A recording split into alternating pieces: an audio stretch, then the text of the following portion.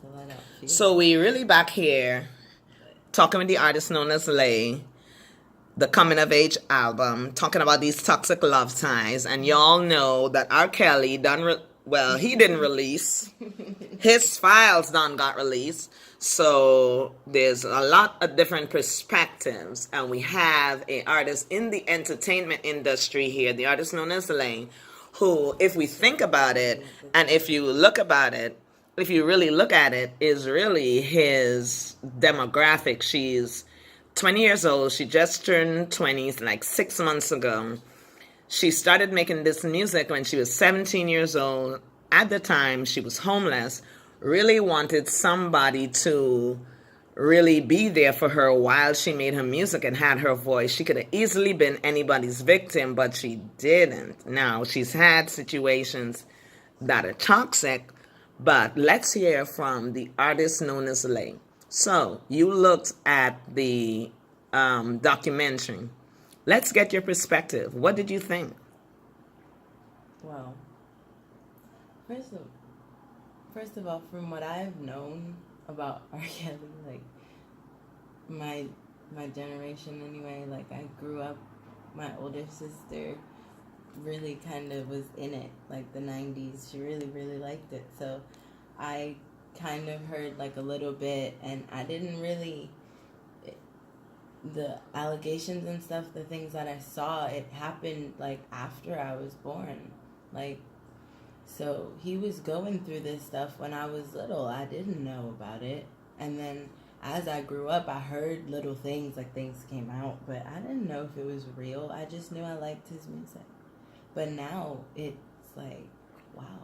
So now that there's so many testimonies that it's kind of like, wow.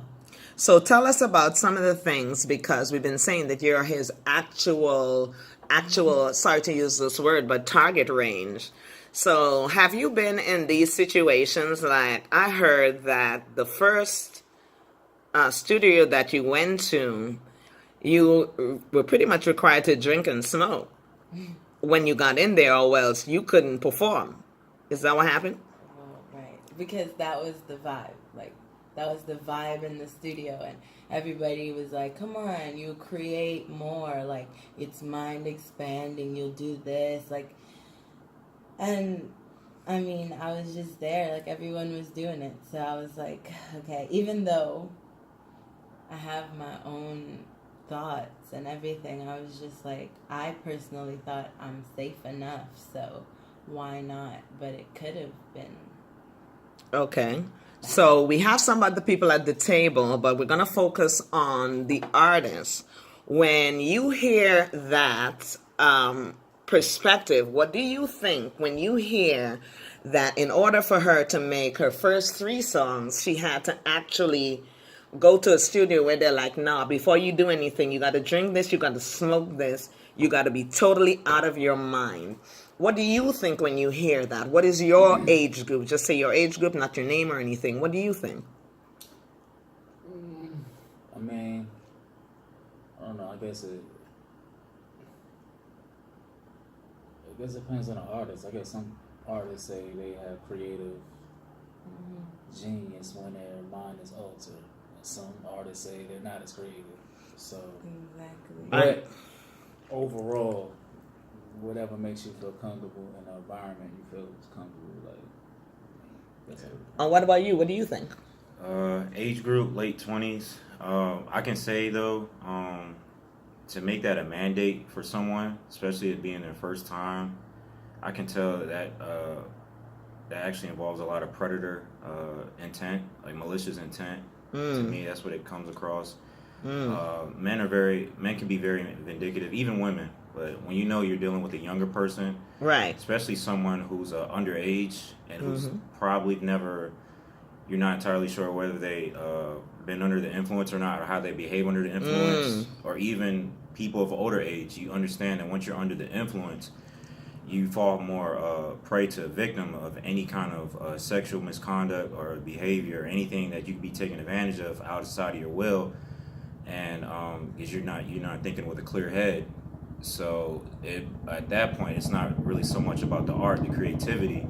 It's about, well, this person is in an intoxicated mind state. I know I can take advantage of this person somehow, you know.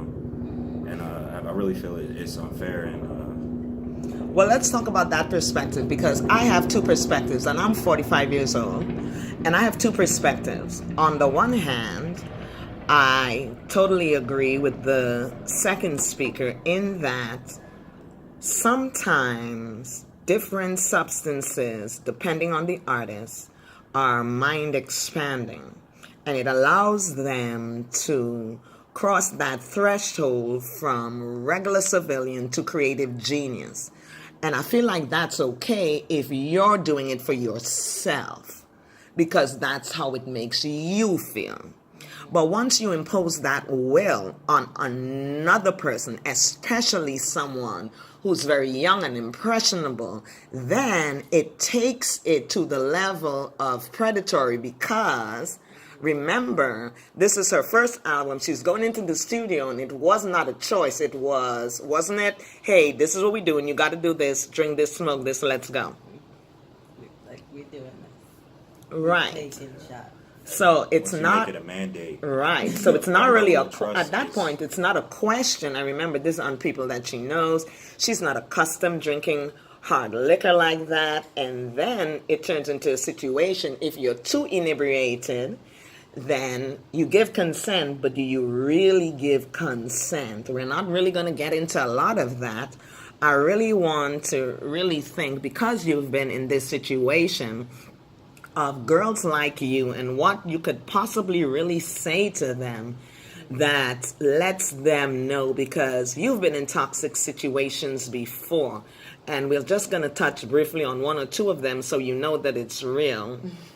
But I want to focus the conversation more on how, when you're in the trap, do you get out? Do you realize the situation is toxic? But, like, even, okay, so you mentioned the R. Kelly thing and how, like, he was basically using a thing to say, oh, I can make you a star and I can do all this for you. But, like, people don't realize you can fall into that without without the promise of stardom and everything. If you give up everything, it doesn't matter. It doesn't matter. It will turn into a toxic situation if you completely allow yourself to, like, get there. It's so unfair to put a, like, young mind through that, knowing what you're doing, knowing that you're older and you can manipulate. Like, well, break it down for me in terms of this, because when you were watching it, I heard you say it's gradual. What does that mean? it doesn't happen right away. Like, nobody is in your face telling you. You don't see the toxicity right away. It's not a constant slap in the face right away from the first date. Like, that happens with talking to you a certain way. And I don't like this. And you make certain tweaks because it's not that big of a deal. Like, it's not that much control you're letting go of until all of it is gone. It happens gradually. And it's like, wow, how did I get here? And you're in this situation. Like, anybody else, what do you think? Because it is gradual. It can be gradual, because that's what I saw in the thing. It wasn't just that, you know, a lot of people say, why didn't they didn't just leave? But they all had like a theme that rang true that said, because in the beginning it was a honeymoon. And then they got into a space where they're like, okay, maybe I could get him back to this place. And remember, it's just focused on this R. Kelly situation, but it's every toxic situation, every toxic relationship, every toxic interaction. It's the same thing, where if they're predatory, where they want to control, they start up in the honeymoon phase treating you really well, and then it's like you can't do anything right, and you try to get them back to where they used to be. What do you think? I do think it always starts off that way. That's with anyone you come across, whoever comes across your path. In R. Kelly's case, he was dealing with women who at such a young age, they haven't even branched off into the world on their own. So what he was doing, he was using tactics to find ways to lure these girls in with hopes and promise and dreams, that they probably didn't see themselves. They probably had low self-esteem. A lot of times what predators do, they attack people with lower self-esteem or who think of lower self. They don't think of themselves as a higher being. And they'll use tactics like that to help them feel better about themselves, which allows them to be more comfortable, which is why it's a gradual process. The more you're comfortable with somebody, the more you're willing to tell them, the more you're willing to let them get close to you, not just physically, but emotionally, spiritually. And as that continues to go on, the predator still has his malicious intent, and then while the victim doesn't see it right away, they don't see it before it's too late. As said by Laí. So that's usually how it occurs to explain the gradual process, because they know that it's easier to prey on those who, to make them feel comfortable. That's why I'm pretty sure they try to get you intoxicated, or they shower you with compliments that you may not be used to in order to get you. Trips, different things, sneakers, different things that young impressionable people may like, and not just young impressionable people anyway. What about you? I mean, and have family members of this age group. I mean, you know how impressionable they are, and it's a gradual process in terms of how, even in our own relationships, I want to feel, even with our best intentions, we, present our best selves. And then gradually you show people who you really are. Clearly, none of us are inclined this way, but a lot of people have said that these young women could have just left, but you see how they could get broken down. Yeah, I mean, I want to say, to a certain extent, he preyed on their weaknesses, so he was seducing them the whole time. Yes. So it wasn't like you would think of like somebody that assault somebody. It's just a abrupt act. What he was doing was just basically, he seen they were vulnerable, but he made them feel even more vulnerable and comfortable. And then, what I'm saying, because I don't think one girl ever said it was I met him one day, every situation seemed to be like they spent time together, and they were in a presumption they were in a relationship when it really wasn't a relationship. The whole time he was playing games. But I mean it is quite sad. Like it's on many levels. So what I want to do to take the rest of the conversation, I really don't want to focus on the person. It's the situation, and it's systemic of you not feeling good enough about yourself that you can get caught in this trap. And I want to take the rest of the conversation off of the human being, because to be quite honest, I think R. Kelly did his thing, and I'm glad that he did. I feel very emotionally drained and sorry for the people who were unfortunate enough to be in his path, but I feel like everybody has an opportunity to take their energy in a certain place, the yin and the yang, to decide which part of themselves most to indulge and why, to be victimized or the victim. And it's not for me or anybody else to decide what his fate should or would be. I think the thing that's most helpful to society at large now is to be like, how do we, because if it's not him, it's going to be somebody else and some other thing, and then we're just going to be saying about how many other people have been taken advantage of. What did you do, Laí, as the artist? Because you said when you were watching it that it would not, even though you're in his demographic, it would not have worked for you because you had like a really, really great sense of yourself. And after a while, you'd be like, yeah, no, this wouldn't work. Where does that, because you're in the actual age group of where this toxicity with young minds can really take over, what do you do? I mean, what makes it different for you? What makes you think you couldn't have been a victim? Because I was already a victim. What does that mean? Because it already happened. Like, I already believed. I already went down that path and experienced it and got out of it and decided, no, this is toxic. This is going badly. Like, Well, talk around the situation. When you say you experienced it, what do you mean? With my own, like, of what I would describe as a relationship. But I saw it for myself. Where like, what? That exact situation where someone is trying to isolate you and they were older than me and they knew I was younger.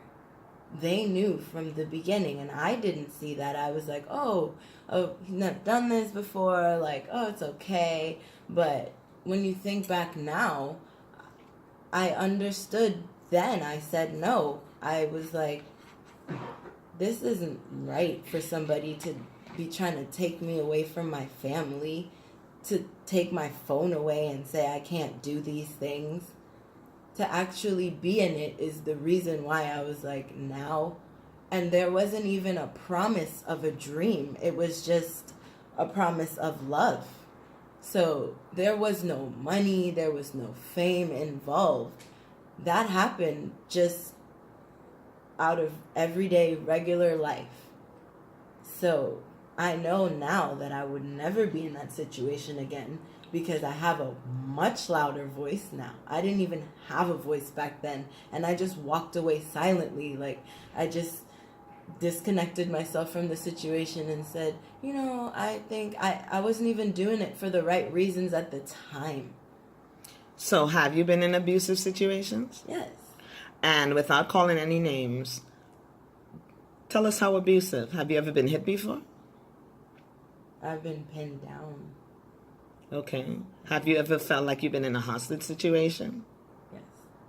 Have you ever felt like you were in danger and it would be detrimental to your well-being if you left? Yes. Have you ever felt like you needed to say yes to a situation because if you didn't, you would be harmed in some type of way, so you just went along with it? Yes. Definitely. Right, so yes, definitely. So when you think about psychologically, so many people can say, well, why didn't you just leave or so? I think there's a fight or flight response in human beings that tell them if you do this, you might be in more danger, so don't do anything. Try to navigate the situation, try to placate the situation, try to placate the person, and then everything will be okay. But there's one other thing, and I'm really, really glad that, you addressed it in this way. And I really, really like for you to sing your song, because when I heard it, I thought about you are 20 years old, and you are actually the perfect demographic, the age group, the body type. You're 5'6", 108 pounds. I mean, you're, very, very innocent, even though some of your lyrics and stuff are worldly. You want so very, very much to be the best that you can be. But what is the difference? Not at any cost. And why not? I wouldn't do anything. At this point, I've developed too much. Like, at that age, to think back now, at any cost, like, I couldn't. It's not worth it to me. This music, I would do it on my own, homeless, at the side of the street. And you're saying that because you've been homeless? Yeah. That's right. I would rather do it homeless than somebody take away my freedom. Than somebody tell me no again. I know I can do it without that. I know I can go through the worst possible situations without having to do anything and everything. So. Well, I also want you to honestly shout out your music producer and your recording studio, because I think it's really important to really show that not everybody's a bad guy, because you make music in Fairfax, Virginia at this really awesome place called Mix It Studios. That's MIXIT Studios. And it's really, it's family oriented. And I'm certain that your family members are really happy and feel safe to have you there. We want to shout out to Josh. I mean, what people are doing down there is just really music. You could take anybody there, take your grandmother, feel comfortable. What do you want to say about the atmosphere created there, especially after you've seen what and experienced what some people have to go through? It's not even anything like I've ever seen. It's just so comfortable. You sit,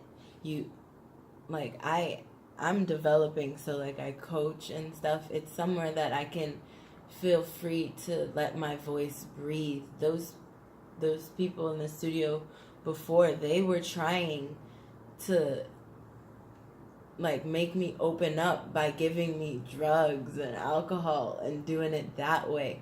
But actually, like, that's the first sitting studio. down and understanding who the artist is, like, maybe I would do that. Like he said, some artists do that, and that's right. how they get through. But that wasn't me. No one asked me right if that's what I would be comfortable with. That I had a choice this right. time. Like, I had a voice. Every single thing I do, even with my music, it's a question to me first. From who? Like, from Josh, the producer. The producer. Like, is this something that you want? Do you like the way it sounds? What do you want to do to further this track? Like, every single thing, it's about the production. It's about this. There's no ulterior motive or anything. Yeah, so we need to shout out to Josh because Mixer Studios, Fairfax, Virginia. I mean, we're really happy to have, different places where all genres of music, entertainment can be produced in a safe way and a safe place. So we just really want to thank you for this session. And if you hear this session, what we really want you to do is put your own voice to it, put your own soundtrack to it. Think about it. Talk amongst yourselves, because that's the name of the session. Talk amongst yourself. See how it really flows with you. And if you see somebody, know somebody, hear about somebody who may be in a toxic situation, I want you to hit Laí on Instagram at bombshell_Laí. That's B as in boy, O-M, B as in boy, S as in Sam, HELL_. L is in Larry, A is in Apple, I is in Iguana, _Laí. So go ahead, hit her, listen to her music. She's already dropped Toxic Love Ties, and she's done a reggae remix for When We Were Young from Adele. And on January 1st, she dropped Paradise with the artist known as Popeye on a feature. So yanden out there to Popeye in Tallahassee. Thank you for listening. Talk amongst yourselves.